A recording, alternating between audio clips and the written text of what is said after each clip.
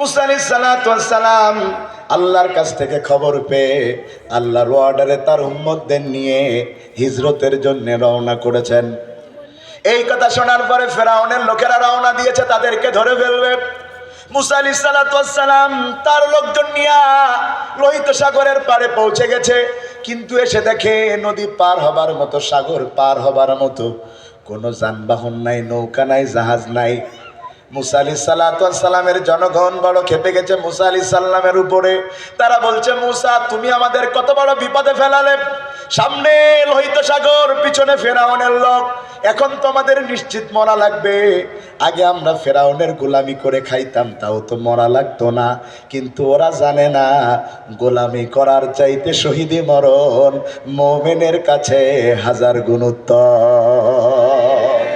আল্লামা সাঈদীর ভাষায় বলতে ইচ্ছা করে, বিড়ালের মতো 1000 বেঁচে থাকার 1000 বছর বেঁচে থাকার মধ্যে কোনো লাভ নাই, সিংহের মতো 1 ঘন্টা বাঁচতে চায়। ঠিক না বেটা? ভারত আমাদের ভয় দেখাচ্ছে বাংলাদেশ দখল করে নি, কথা কয় না কা? আরো একটা আছে কি ময়ূর না কি জানি নাম, দিরিপাবি, কই বাংলাদেশ থাকবে না, বাংলাদেশ থাকবে না। আরে ওর বাপের দেশ, ভয় দেখাচ্ছে। সে বলছে এই দেশ দখল করতে নাকি তাদের 10 সেকেন্ড লাগবে না। শুনো, এটা আগের বাংলাদেশ নয়, এটা বর্তমান বাংলাদেশ। স্বৈরাচারকে হটাতে যে একজনকে গুলি করেছে, 4 জন দাঁড়িয়ে গিয়েছে। আর যদি বাংলাদেশের দিকে কেউ কুনজরে তাকায়, 18 কোটি জনগণ একসাথে দাঁড়িয়ে যাবে, কারণ বাবার ক্ষমতা নাই এদেশের দিকে চোখ রাঙিয়ে তাকাতে পারে। সাহস দেখিও না ভাইয়েরা আমার, কারণ বাংলাদেশের মানুষ জানে, তারা জেনে গিয়েছে গোলামিতে মুক্তি নাই, প্রতিবাদে মুক্তি রয়েছে। বন্ধুগণ আমার, মুসা আলাইহিস সালাতু ওয়াস সালামের গোষ্ঠীর লোকের সাথে বাঙালিদের বড় মিল। বাঙালিদের এই আপনি যত নবীর জীবনী পড়বেন, একমাত্র মুসা আলাইহিস সালাতু ওয়াস সালামের সাথে বাংলাদেশ পুরো মেলে।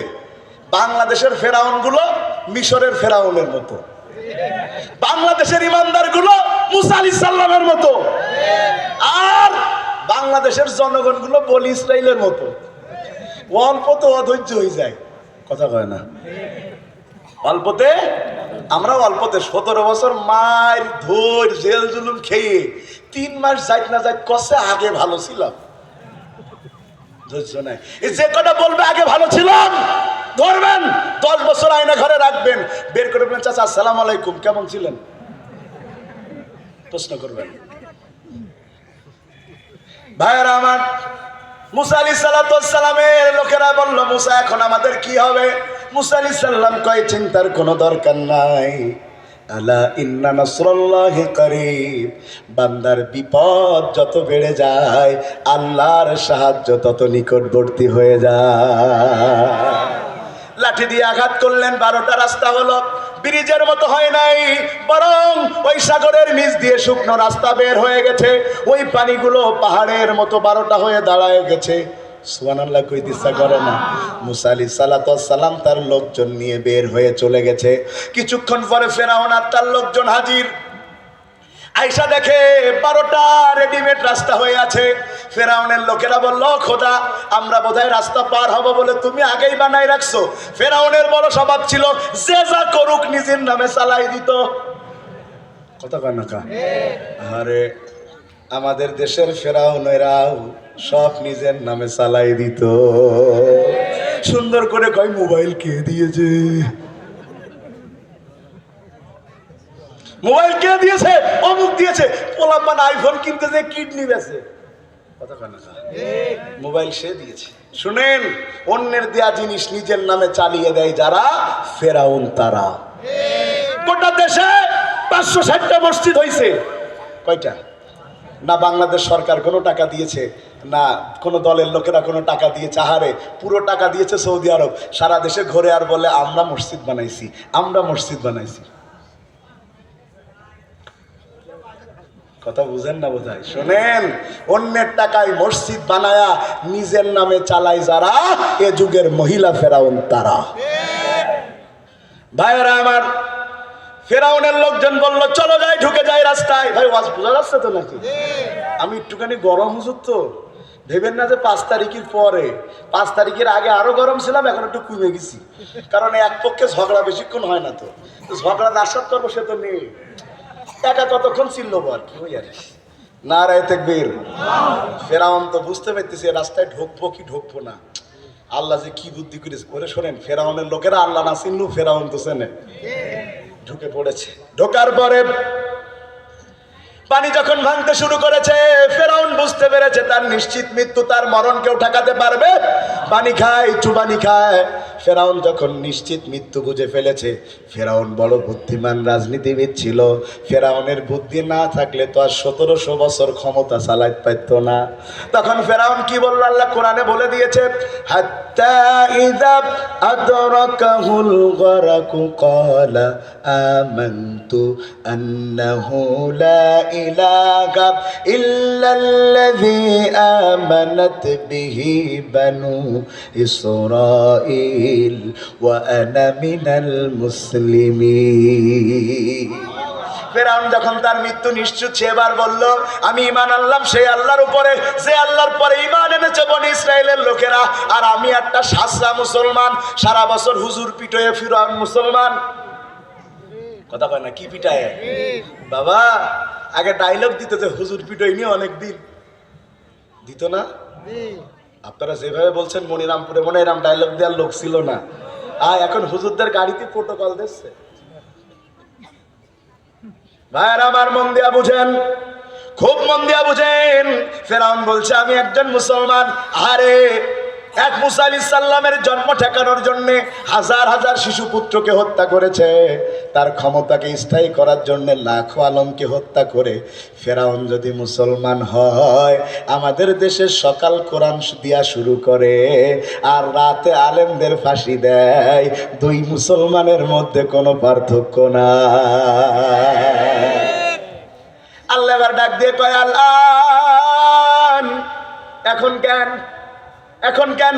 যতদিন ক্ষমতা ছিল ততদিন তো আল্লাহরে ডাকো নাই। বিপদে পড়েছে যখন আল্লাহরে ডাকছো তখন কেন এই কাজ কেন করেছো? অথচ আমি আল্লাহ বলছি সমাজের মধ্যে ক্বাবলু কুনতা মিনাল মুফসিদিন, যত সমস্যা হয়েছে, ওয়াকাদ কুনতা, ঠিক বলছে আয়াত নাকি? ওয়াকাদ ক্বাবলু কুনতা মিনাল মুফসিদিন, ওই সমাজের মধ্যে যত সন্ত্রাসবাদ চাঁদাবাদ সব করেছে ফেরাউন, চাপিয়ে দিয়েছে হুজুরদের উপরে। তাইলে কি বুঝলেন? ফেরাউন মৃত্যুর সময় কালেমা পড়ে আল্লাহ গ্রহণ করে নাই। তাইলে আবারও বোঝা গেল এই দলিল দ্বারা, যার জীবন ইসলাম দিয়া চলে না, ওর মরার সময় কালেমা জোটে না, যদিও জোটে আমার আল্লাহ কবুল করে না।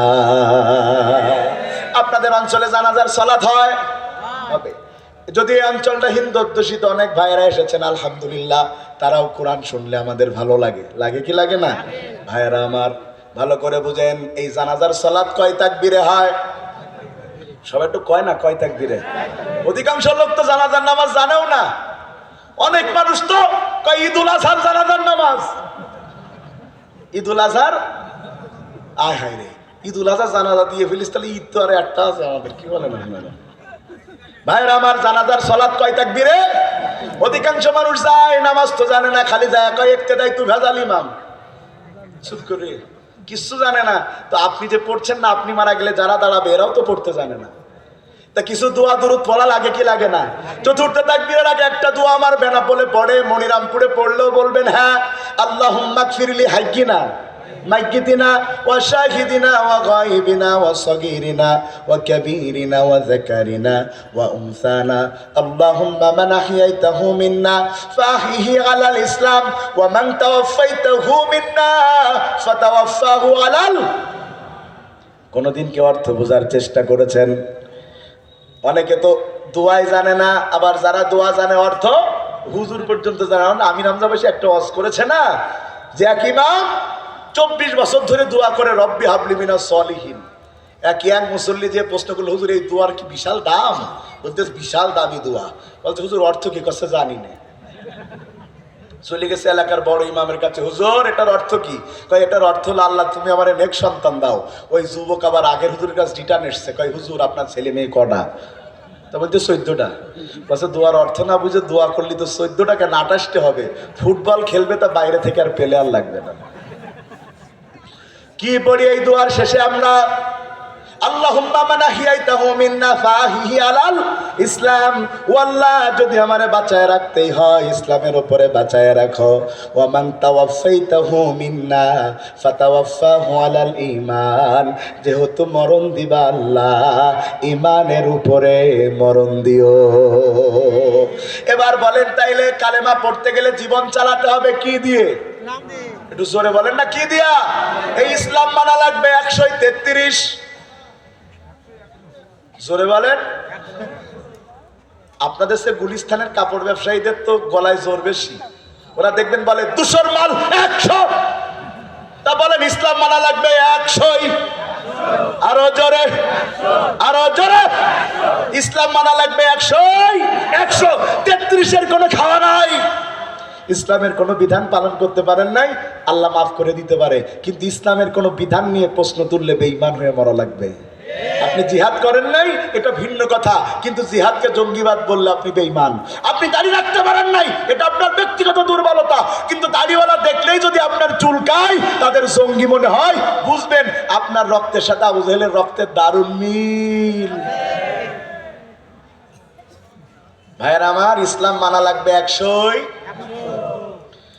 আমি যদি আপনাদের বাড়ি মেহমান হয়ে যায়, নাস্তা করাবেন কে কে? হাত তোলেন দেখি। করাবেন? মাশাআল্লাহ, হাত নামান।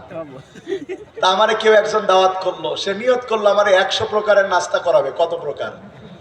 তার মানে কিন্তু আমি বুঝাইনি যে আমারে দাওয়াত দিলে 100 প্রকার নাস্তা খাওয়াইতে হয়, এটা কিন্তু আমি বুঝাইনি, বোঝাচ্ছি যেটা। তো একজন নিয়ত করলো আমি হুজুরকে 100 রকমের নাস্তা খাওয়াবো। সে অনেক কষ্টে 99টা আইটেম ম্যানেজ করেছে। ভাই টাকা থাকলে তো হবে না, আইটেম তো বাজারে থাকা লাগবে। 99টা ম্যানেজ করে 100 নম্বর গ্যাপ, কিন্তু তার মন খারাপ, হুজুরকে কতটা আইটেম খাওয়াবে। মন খারাপ করে বসে আছে। হঠাৎ দেখলো তার 2 মাসের বাচ্চাটা পায়খানা করেছে।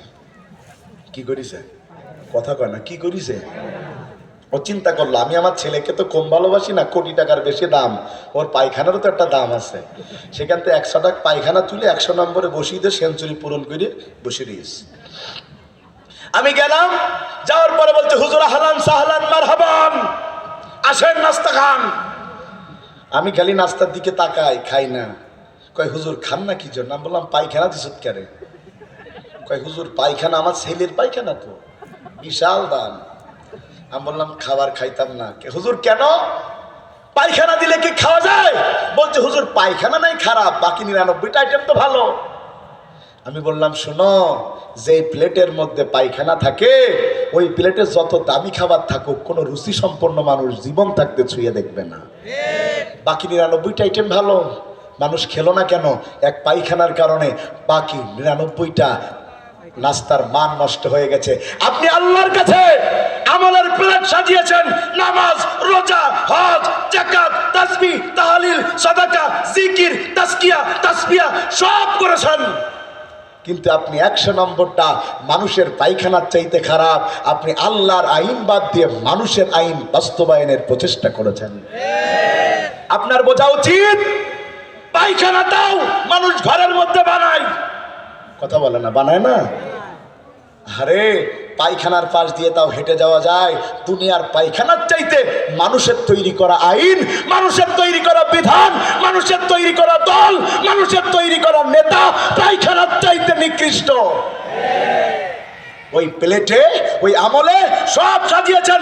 আল্লাহর কসম করে বলছি মনিরামপুরবাসী, তোমার নামাজ, তোমার রাজ, তোমার হাত জাকাত সবকিছু রাসূলের তরিকায়, কিন্তু তোমার রাজনীতি, তোমার সমাজনীতি, তোমার ব্যবসা নীতি এটা বাবার তরিকায় চলে। তোমার আমল আল্লাহর দরবারে কবুল হবে না, আল্লাহর দরবারে কবুল হবে না। কথা কি বোঝা যাচ্ছে ভাই? ইসলাম মানা লাগবে 100। জোরে বলেন 100। কেন মানা লাগবে 100? 100 কারণ আল্লাহ দ্বীনকে পরিপূর্ণ করে দিয়েছেন। সুবহানাল্লাহ। আমার আল্লাহ বলেন আল-ইয়াওমা আকমালতু লাকুম দীনাকুম ওয়া আতমামতু আলাইকুম নি'মাতি ওয়া রাদিতু লাকুমুল ইসলাম দীনা। আল্লাহু আকবার। দ্বীন পরিপূর্ণ। সুবহানাল্লাহ। দ্বীন কি? পরিপূর্ণ। দিন পরিপূর্ণ করে আল্লাহ বললে যদি ঈমান বাঁচাতে চাও উদখুলু ফিস সিলমি কাফা, ওই দিনের মধ্যে পরিপূর্ণ প্রবেশ করো। দিনকে পরিপূর্ণ মানবে না যারা, মুনাফিক হয়ে মরবে তারা। এই পয়েন্টের উপর আমার শেষ কথা। ভাই আমার টাইমটা কিন্তু বলবেন, শেষ করতে হবে তো ভাই। আর কি আধা ঘন্টা 1 ঘন্টা দেয়া যাবে? যাবে যাবে যাবে। হ্যাঁ, সারা রাত। ঠিক আছে ইনশাআল্লাহ। ভাই কথা শুনতেছেন? ইসলাম পরিপূর্ণ কি মানা লাগবে? আচ্ছা সময় যেহেতু আর আধা ঘন্টা, এখনো 4টা বাকি, আমরা একটু সেদিকে এগিয়ে যাচ্ছি। ভালো মরণের 1 নাম্বার, মৃত্যুর সময় লা ইলাহা, জোরে কয় না লা ইলাহা, আর জীবন চালাতে হবে সবাই বলেন কি দিয়ে? মাশাআল্লাহ। ভালো মৃত্যু যারা চায় তাদের জন্য 2 নাম্বার উপাদান। এই দুনিয়াতে 2 নাম্বারে ভালো মরণ পেয়ে আল্লাহর জান্নাতে যাবে তারা। আল্লাহর রাস্তায় দিন কায়েমের আন্দোলনে মৃত্যুবরণ করে শহীদ হয়ে কবরে যাবে যারা। ভালো করে বুঝেন, 2 নম্বরে দুনিয়াতে ভালো মরণ পাবে তারা, শহীদ যারা। শহীদ ও ভাই, আমাদের মধ্যে অনেক বুদ্ধিমান মানুষ আছে যারা দেখবেন মিছিলের আগেও দাঁড়ায় না, পিছনেও দাঁড়ায় না, গুলি করলে আগে লাগবে, হয়তো মরে যাওয়া লাগবে, তাই বুদ্ধি করে মাঝখানে দাঁড়ায়। মরিরামপুরে আসে না এরম লোক, সামনেও দাঁড়ায় না পিছনেও। কেন? গুলি আগে লাগবে, মনে করছে গুলি লাগলে আমি মারা যাবো। শুনেন, শহীদ হওয়া এত সস্তা না। আল্লাহ যারে তারে শহীদ বানায় না, শহীদ হবার জন্য কপাল লাগে। আল্লাহ রাসূলের জলিল কদর সাহাবী খালিদ বিন ওয়ালিদ, যাকে আল্লাহ বলেছে সাইফুল্লাহ, এমন কোন যুদ্ধ নাই যেই যুদ্ধে আল্লাহ তাকে জয় করে নাই। তার পা থেকে মাথা জিহাদের ক্ষত চিহ্ন। লোকটা মারা যাচ্ছে বিছানায়, কাঁদতেছে আর বলছে আল্লাহ, প্রত্যেক যুদ্ধে আমারে গাজী করে ফেরালে, আমাকে শহীদ করলে না। তার মানে বোঝা যায় ময়দানে গেলেই শহীদ হওয়া যায় না। কথা বলছেন না? কথা ঠিক। এই যে আজকে যারা মাহফিলে বসেছেন কার দয়ায়? হুয়াজতাবাকুম ওয়া মা জাগালা আলাইকুম ফিদ্দীনি মিন হারাজ। অনেকে এসেছিল চলে গেছে, অনেকে হাঁটতে এসেছিল অজে বসে গেছে। কবুলিয়াত কার? এই জন্যে দেখবেন কাউকে মেরে মেরে মসজিদে নেওয়া যায় না, আবার অনেককে ফাঁসির মঞ্চে নিয়েও আল্লাহর দিন থেকে সরানো যায় না। কারণ একজনের কপালে হেদায়েত আছে আর একজনের কপালে। ভাইরা আমার খুব ভালো করে বোঝেন, শহীদ যে কেউ হতে পারে। এই অঞ্চলে পাট গাছ আছে, পাট পাট আছে আছে। পাট শাক কি আপনারা খান? মজা লাগে, খুব ভালো লাগে বাবা। যদি এই পাট শাকে একটু লেবু চেপে দেওয়া যায়, শুকনো ঝাল ভেজে খাওয়া যায়, চাচা তো মনে হয় খাইতে আছে রে বা, মজা লাগে। এই পাট শাক যত না মজা লাগে পুরুষ মানুষের, তার চাইতে বেশি মজা লাগে মহিলা মানুষের, আরো যদি গর্ভবতী হয়। কথা ঠিক। গর্ভবতী নারী তার বাড়ির ছোট বাচ্চাটাকে পাঠিয়েছে, যাও ওই মাঠ থেকে পাটের শাক নিয়ে আসো। ছোট বাচ্চা তো বুঝে না কেমন শাক রান্না করতে হয়। ও যেয়ে পাকা পাকা বড় পাতা এনে, যেটা ইন্দে খাবি যখন বড়টা খা। আয় হ্যাঁ, শুধু পাতা বড় তাই না, ওর মাঝখানে ফুটো ছিদ্র ছিদ্র, বুঝেন তো? ছিদ্র করছে কিসে? কথা কয় না কিসে?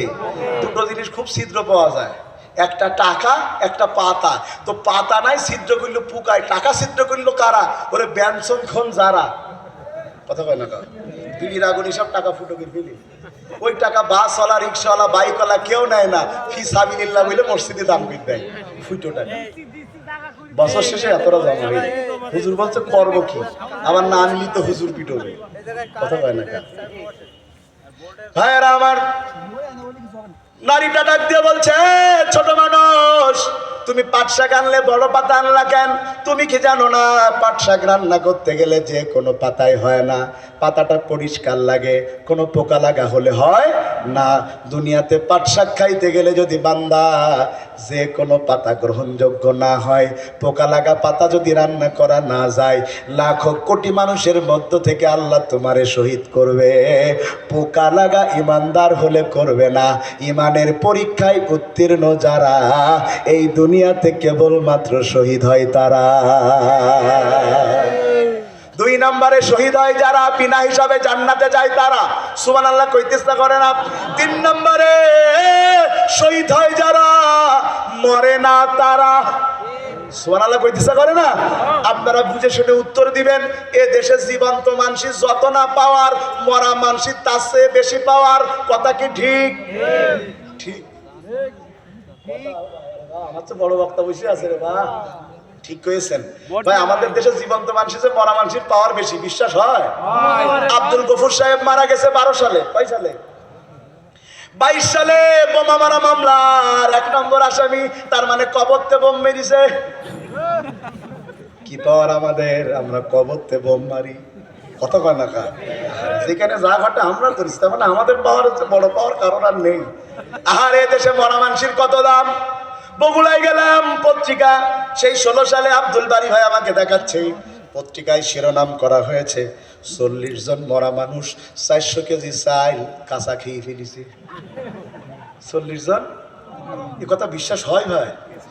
ভিতরে ঢুকে দেখলাম খবর খারাপ, 40 জন মরা মানুষের নামে 10 কেজি করে চাল তুলে জীবন্ত মরারা খেয়ে ফেলেছে। 5 তারিখের পরে দেখলাম একজন মেম্বারকে সেনাবাহিনী ধরেছে। কেন? ওর বোর নামে বিধবা ভাতার কার্ড বানাইছে, ও এখনো বেঁচে আছে। তার মানে দেশে মরা মানুষের বড় দাম। আর যদি হয় জাঙ্গির হুজুর চিটাগাঙের মরা মানুষের কাছে যায়, আপনার কাছে লিয়ে আইছি, পাস করায় দেন। এদেশে মরা মানুষের বড় দাম। তবে শোনেন, এই দেশে একজন মরা মানুষকে আল্লাহর পর্যায়ে নিয়ে পূজা করা হয়েছে। যেখানে যা ঘটেছে বাপের নাম, কথা কন না কি জন্যে? যা ঘটেছে বাপের নাম, দেশটা আমার বাপের। সবাই পালায়, শেখের মেয়ে পালায় না, বাপের দেশ। আরে জনগণের 4000 কোটি টাকা দিয়ে মনে মনে মূর্তি বানাইছে, এটার বিরুদ্ধে বলার কারণে মামুনুল হককে জেলে ভরেছে। বাপের বিরুদ্ধে ছবি এঁকেছে, একজন নাক বেঁকে গিয়েছে, সেই ছেলেটাকে 5 বছরের জেল দিয়েছে। নাক বেঁকা হলো কেন? নাক বেঁকা হলো কেন? জেলে দিয়েছে। আহারে লজ্জা করে না? আল্লাহর বিচার কি দেখতে পাও না? আল্লাহর বিচার চোখ দিয়ে দেখো। যেই বাপকে পুজো করতে বাধ্য করেছো, 5 তারিখে তাকে মানুষ ভেঙেছে, মাথায় উঠে প্রস্রাব করেছে, তাকিয়ে তাকিয়ে দেখেছে, কিচ্ছু করার ক্ষমতা হয় নাই, কিচ্ছু করার ক্ষমতা হয় না। এটাই হলো আল্লাহর বিচার। কথা বলে না? ওয়াজ মানে একটু মেলা গরম হয়ে যাচ্ছে ভাই।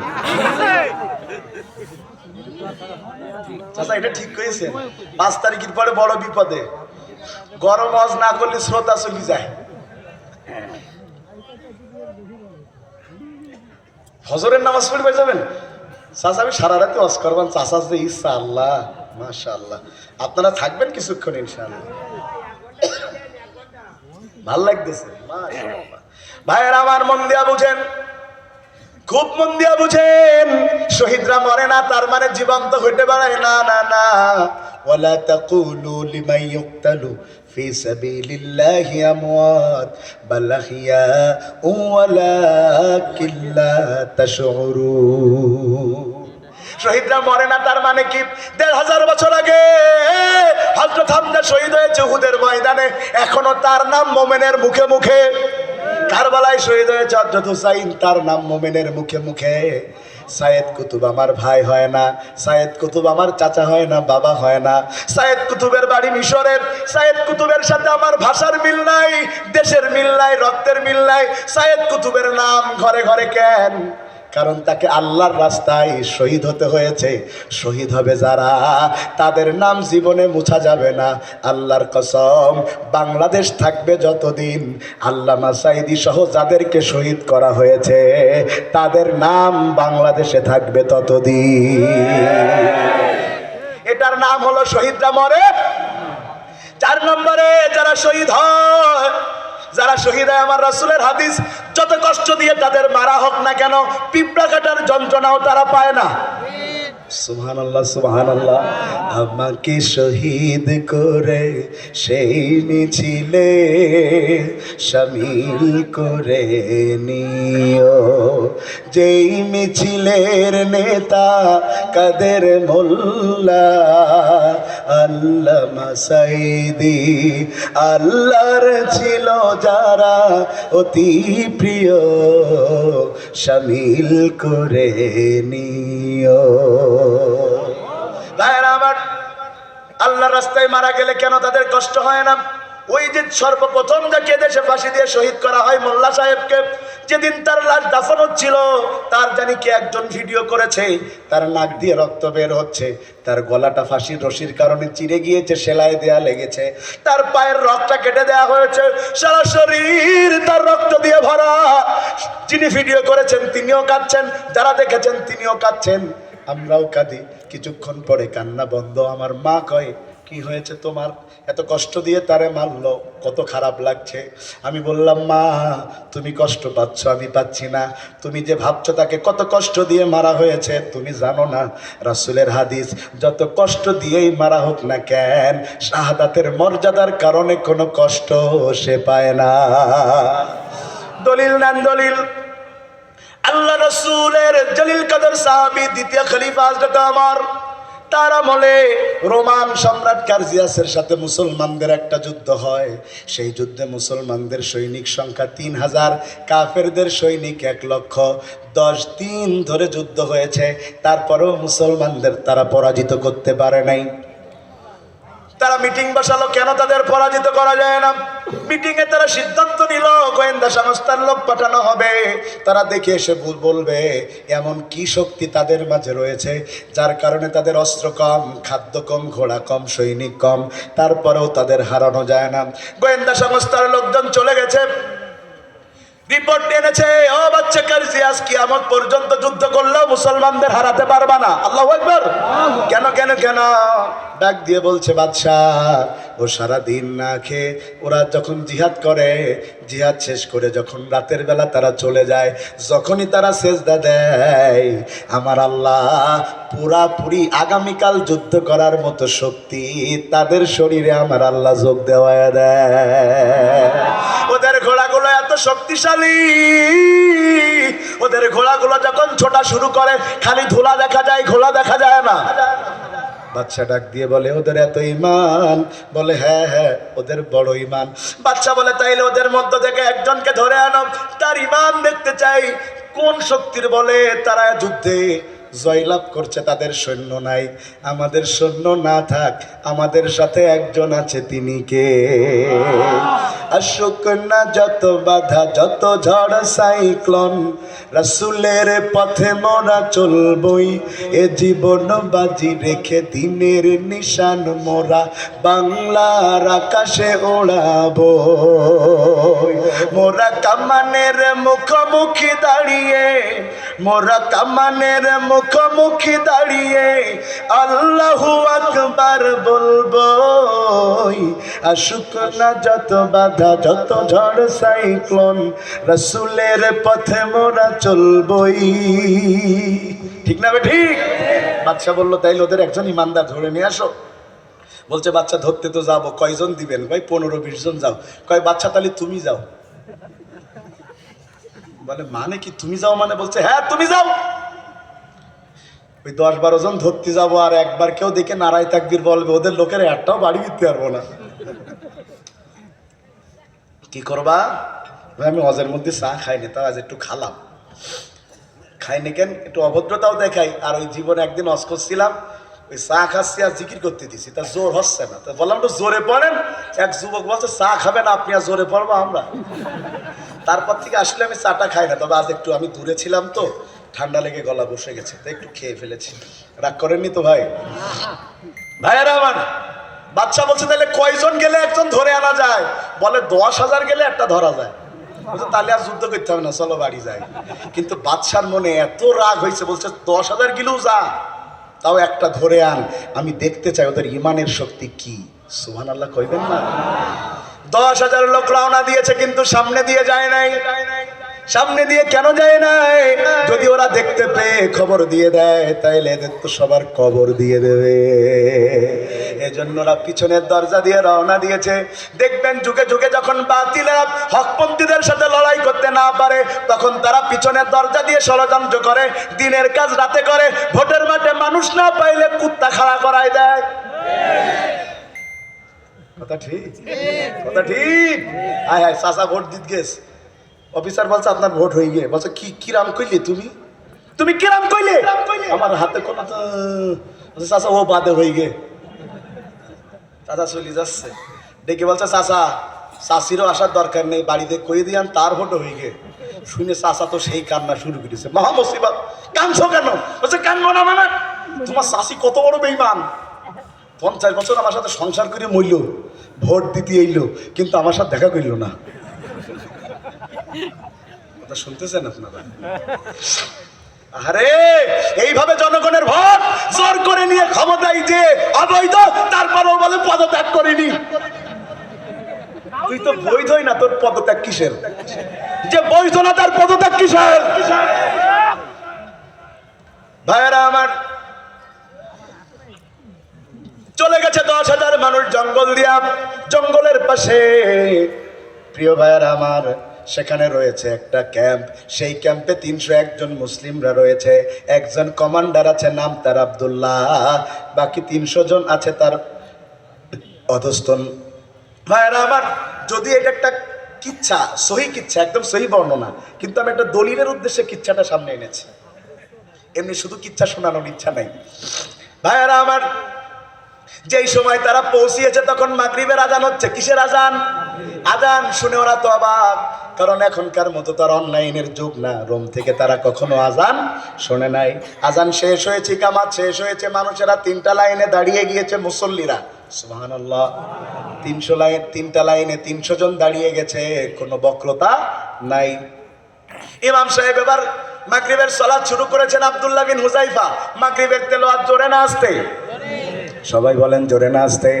ইমাম সাহেব পড়তে শুরু করেছেন, আপনারাও পড়েন, আলহামদুলিল্লাহি রাব্বিল আলামিন আর রহমানির রহিম মালিকি ইয়াউমিদ্দিন ইয়াকা না'বুদু ওয়া ইয়াকা নাস্তাঈন ইহদিনাস সিরাতাল মুস্তাকিম সিরাতাল লাযীনা আন'আমতা আলাইহিম গায়রিল মাগদুবি আলাইহিম ওয়ালাদ-দাল্লিন।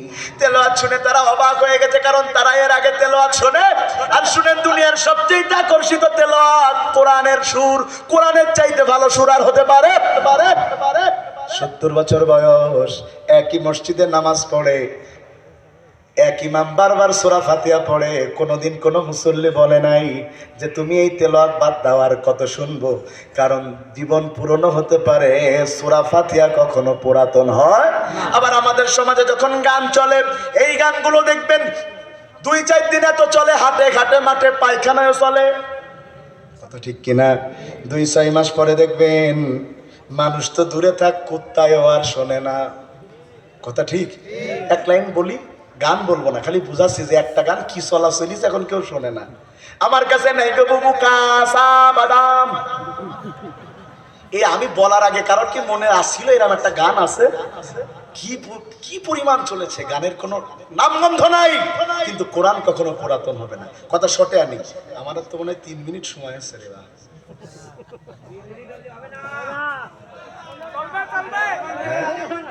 আধা ঘন্টা না, আপনাদের শিডিউল অনুযায়ী করেন, সমস্যা নেই ভাই। এত সুন্দর আয়োজনে বাজারের উপরে আপনারা খুশি না বেজার? আজকের মাহফিল সফল হয়েছে, আমার মা বোনরা আপনাদের চাইতে বেশি এসেছে।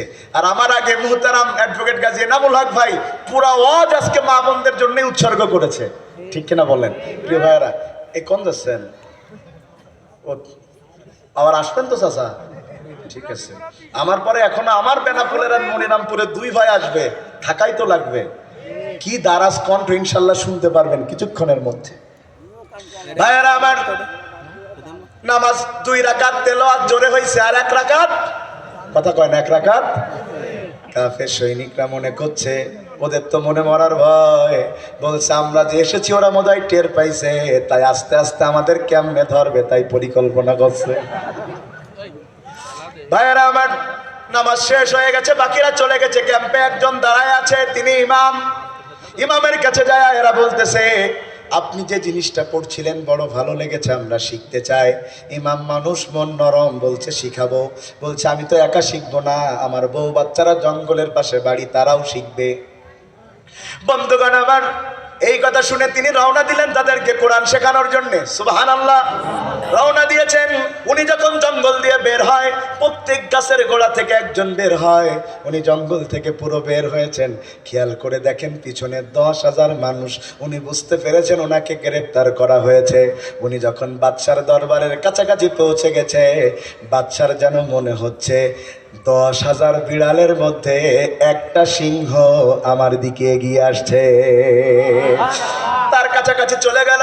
বাচ্চা ডাক দিয়ে বলে, ও আব্দুল্লাহ, তুমি যে কাজ করো মুসলমানদের সেনাপতি হিসাবে, কমান্ডার হিসাবে, তোমারে কত বেতন দেয়? আব্দুল্লাহ বিন হুযাইফা মিষ্টি হাসি দেয় আর ডাক দিয়ে বলে, কিসের বেতন? আরো পকেটের টাকা দিয়ে আমাদের দল চালানো লাগে। বাচ্চা কয়, কি কও? টাকা দিয়ে? ওদের তো হয় নগদ যা পাও হাত পেতে নাও। কথা বলেন না কেন ভাইয়ারা আমার? বাচ্চা মনে করলো তাইলে হুজুর মানুষ মনে হয় বেতনের লোভ দেখালে বিক্রি হয়ে যাবে। কিন্তু তার জানা দরকার ইমানদারের কাছে ফাঁসির রশির চাইতে জান্নাত বড় দামি। ভাইয়ারা আমার, আব্দুল্লাহ ডাক দিয়া কয়, আমরা নিজের টাকা দিয়ে দল চালাই। বাচ্চা বলল, তোমারে যদি মাসে 10,000 টাকা, 10,000 স্বর্ণ মুদ্রা বেতন দেই, আমার দলে নাম লেখানো যাবে। আব্দুল্লাহ কথা কয় না। বলে, যদি একটা অংশের সেনাপতি বানায় দেই? আব্দুল্লাহ কথা কয় না। আমার মেয়ের সাথে যদি বিয়ে দেই? আব্দুল্লাহ কথা কয় না। সর্বশেষ ডাক দিয়ে বলে, ও বাদশা কারজিয়াস, গোটা দুনিয়াও যদি আমার নামে লিখে দাও, আর যদি গোটা দুনিয়ার মানুষকে আমার গোলামও বানায় দাও, তারপরেও আল্লাহর রাস্তা থেকে 1 সেকেন্ডের জন্য সরাতে পারবা না। বাচ্চা বলে, তোমার ইমান এত, দেখি তোমার ইমান কেমন। বাচ্চা তার ইমান পরীক্ষা করার জন্য রাতের বেলা তারে ঘরের মধ্যে ঢুকায় দিয়েছে। ওই ঘরের মধ্যে ওই এলাকার সবচেয়ে সুন্দরী নারীটাকে ভাড়া করে ঢুকিয়ে দিয়েছে। তোমার কাজ হচ্ছে যেমনি হোক আব্দুল্লাহর ইমান নষ্ট করবা। মহিলাটা ঘরের মধ্যে ঢুকেছে, সারা রাত ঘরে অবস্থান করেছে। পরের দিন সকালবেলা বের হয়ে বাদশার সামনে চলে গিয়েছে, মুখটা কালা। বাচ্চা ডাক দিয়ে করে, মুখ কালো করে আছো কেন? বলে, কার কাছে আমারে পাঠিয়েছেন? মানুষটা কি পাথর সেটা আমি বুঝতে পারি নাই। সুবহানাল্লাহ কইতে করে না? আর আমাদের ইমান, রাস্তা দিয়ে যদি একটা মেয়ে যায় 6 বছরের ছোলা থেকে 60 বছরের বুড়ো, কথা কয় না কা?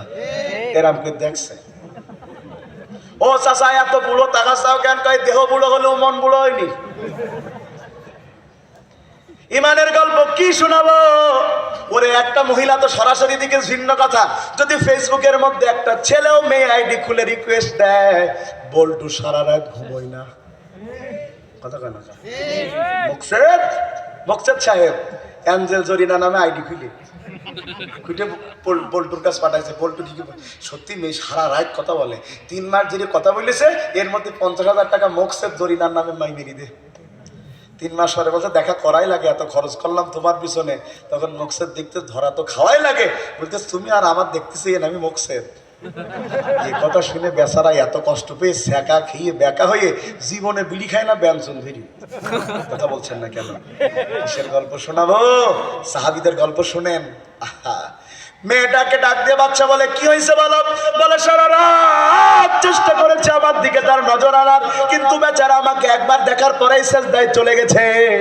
সুবহানাল্লাহ কইলেন না? এরপরে সর্বশেষ আমি চেষ্টা করলাম যেমনে হোক আমি তার ইমানকে নষ্ট করব। এজন্য আমি নিজের পোশাক খুলে তাকে জড়িয়ে ধরলাম। এমন যৌবনের উত্তেজনায় উত্তেজিত যুবক যার এত ক্ষমতা, সে পর্যন্ত জামা কাপড় খোলার পরেও আমার দিকে তাকায় নাই।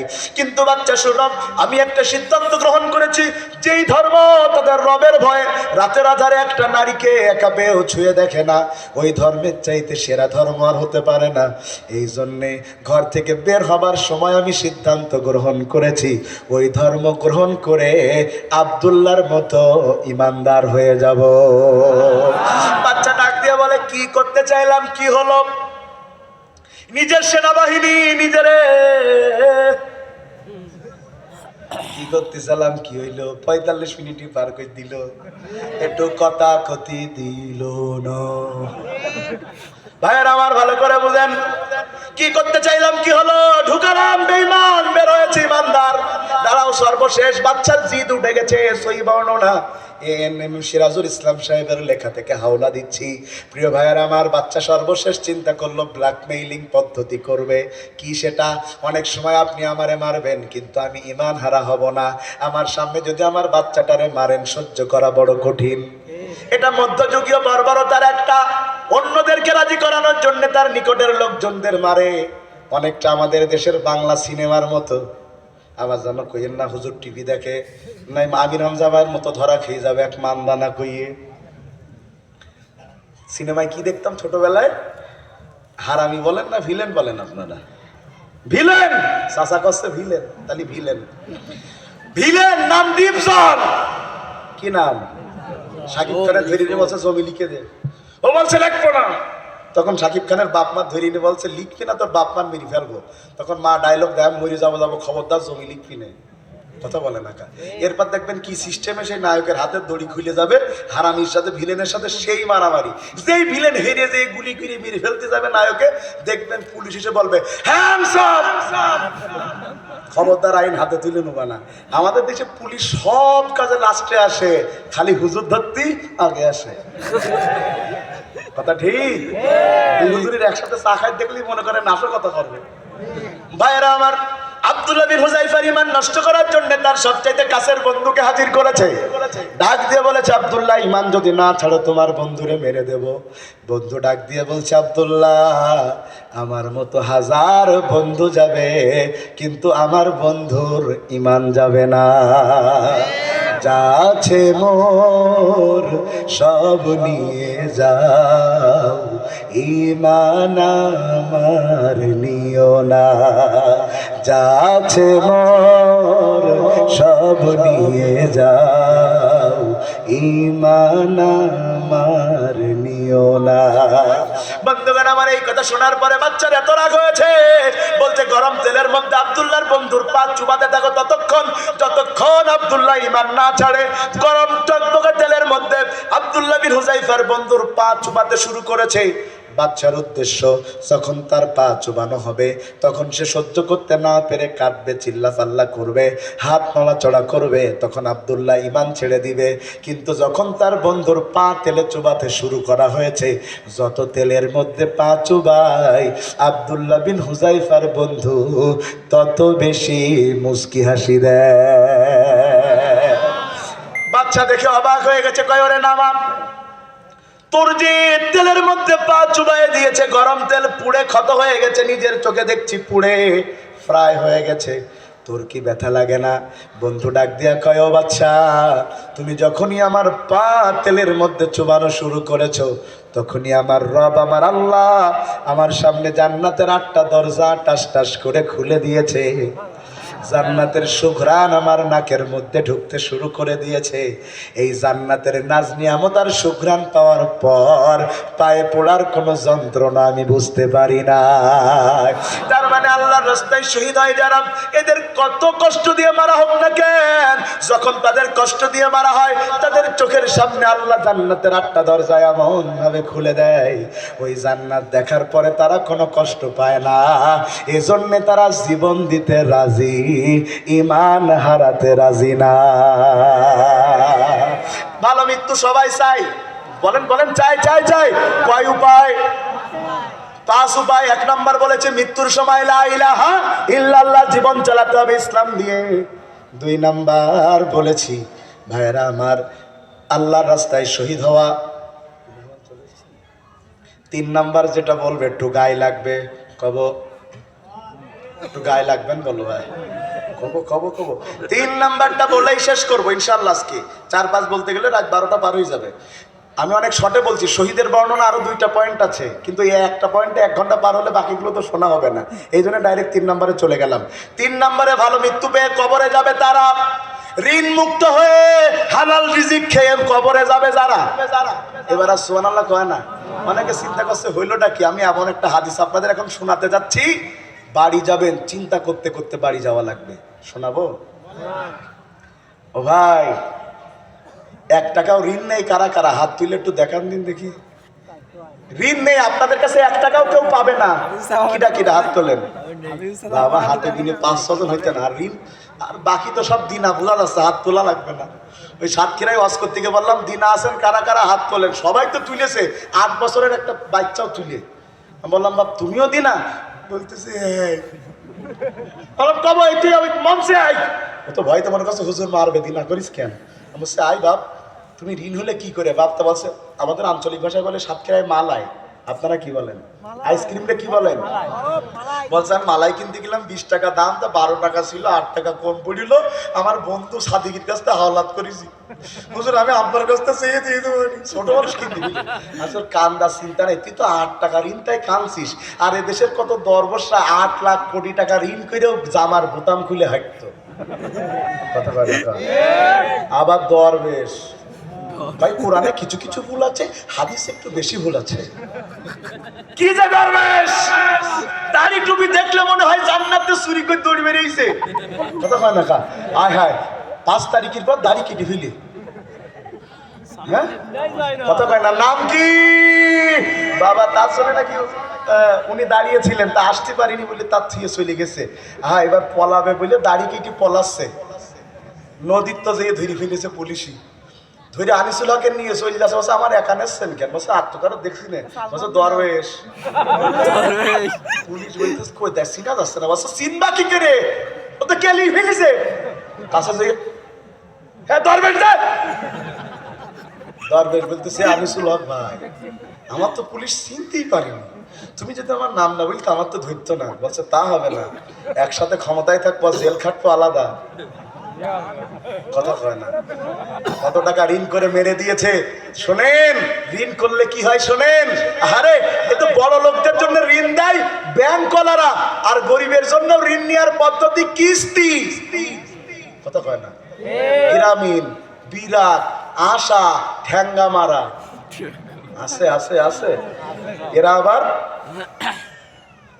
আবার লোন দেয়।